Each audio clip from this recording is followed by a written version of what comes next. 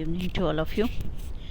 BA part first year public administration के second paper के अंतर्गत आज जो हमारा टॉपिक है वो है सेंट्रल सेक्रेटरीट केंद्रीय सचिवालय।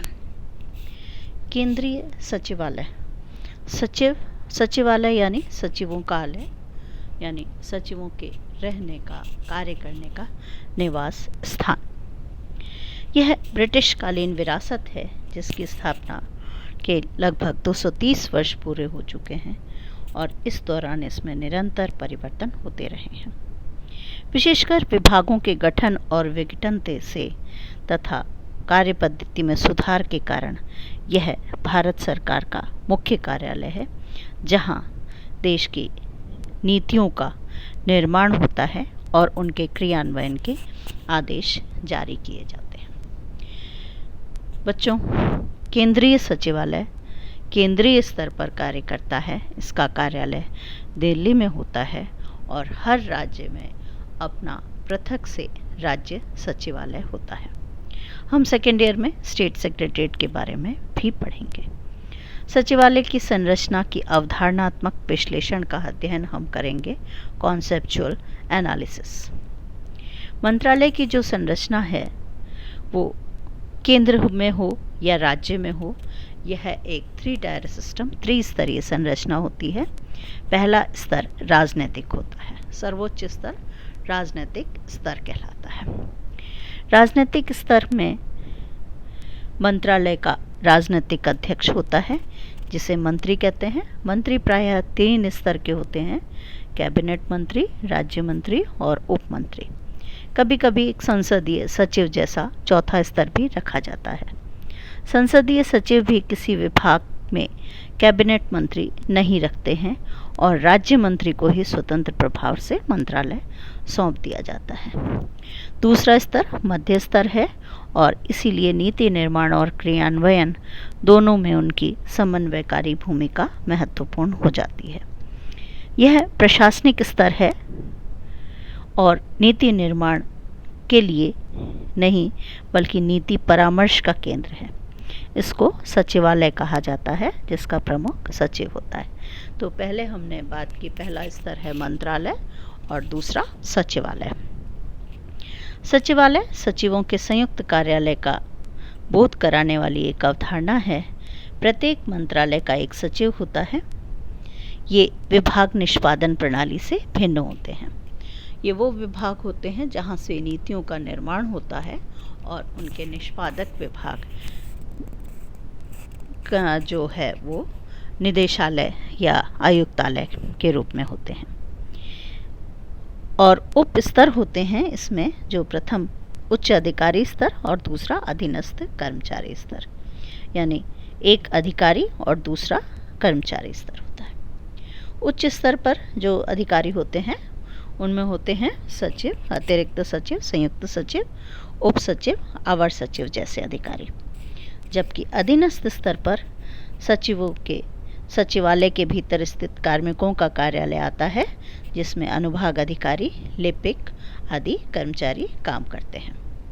तीसरा जो स्तर होता है वो निष्पादक विभाग कहलाता है, जो कि मंत्रालय विभाग नहीं होता है बल्कि ये नीति क्रियान्वयन का स्तर है, जो निदेशालय, आयुक्तालय कहलाता है। इसका प्रमुख निदेशक, निदेशालय में महानिदेशक, संचालक, आयुक्त, महानिरीक्षक, मुख्य नियंत्रक, अलग अलग नामों से अलग अलग जगहों पर इसे जाना जाता है। जो इंटरनल स्ट्रक्चर की बात करते हैं तो प्रत्येक मंत्रालय एक या अधिक विभागों का समूह होता है। प्रत्येक विभाग का एक पृथक सचिव होता है, यानी एक मंत्रालय में कई विभाग हो सकते हैं। जैसे कि हम पढ़ेंगे कि गृह मंत्रालय में बहुत सारे विभाग पाए जाते हैं। तो उसके अधीन अवर सचिव और विशेष सचिव होते हैं। अगर काम वहाँ अधिक होता है तो संयुक्त सचिव भी नियुक्त कर दिया जाता है। विभाग को संभागों में विभाजित किया जाता है, डिवीज़न में बांट दिया जाता है, जो संयुक्त सचिव या अवर सचिव के अधीन रखे जाते हैं। संभागों को पुनः प्रभागों में बांटा जाता है, जहाँ पर उप सचिव के अधीन कार्य किया जाता है। प्रत्येक विभाग कुछ विशिष्ट शाखाओं में बटा होता है, जिनका प्रमुख अवर सचिव होता है। शाखाओं को अनुभागों में विभक्त किया जाता है, जिसका प्रमुख अनुभाग अधिकारी होता है। अनुभाग में विभिन्न प्रकार के लिपिक कार्य करते हैं, जैसे एलडीसी, यूडीसी, टाइपिस्ट, स्टेनोग्राफर आदि। अनुभाग को कार्यालय भी कहा जाता है। यह सचिवालय की जो सबसे नीचे की इकाई होती है।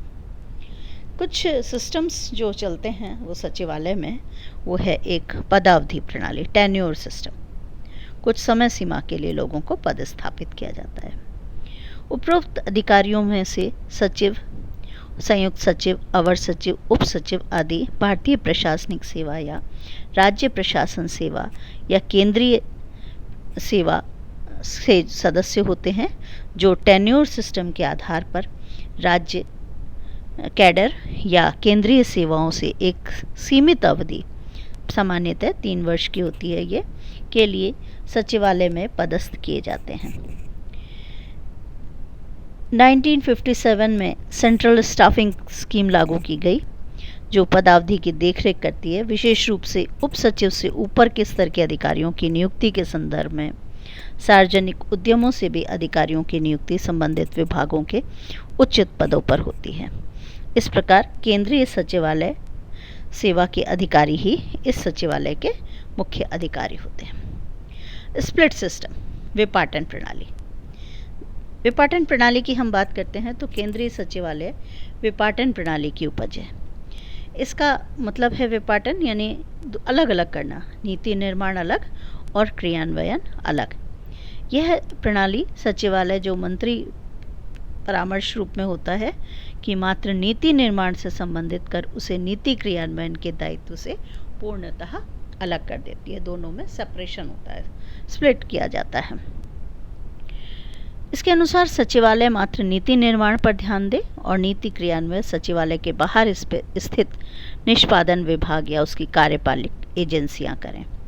भारत में सचिवालय संरचना में ब्रिटिश व्हाइट हॉल मॉडल को अपनाया गया, लेकिन जहां ब्रिटेन में नीति निर्माण और नीति क्रियान्वयन दोनों सचिवालय की जिम्मेदारी है, वहीं भारत में सचिवालय को मात्र नीति निर्माण से संबंधित किया गया है। संविधान पर विचार नामक पुस्तक में एल.एस. आमरी कहते हैं कि भावी घटनाओं पर गंभीरतापूर्वक विचार से अधिक जरूरी दिन प्रतिदिन के काम होते हैं। विभाग और सामान्य स्टाफ की व्यवस्था की दूरदृष्टिपूर्ण और प्रभावी नियोजन के लिए उपयुक्त हैं। तीसरी बात हम करते हैं मेज प्रणाली, डेस्क ऑफिस सिस्टम के बारे में, जिस पर चर्चा हम अगले वीडियो लेक्चर के अंतर्गत करेंगे। आज के लिए इतना काफ़ी है। आप सभी को थैंक्स टू ऑल।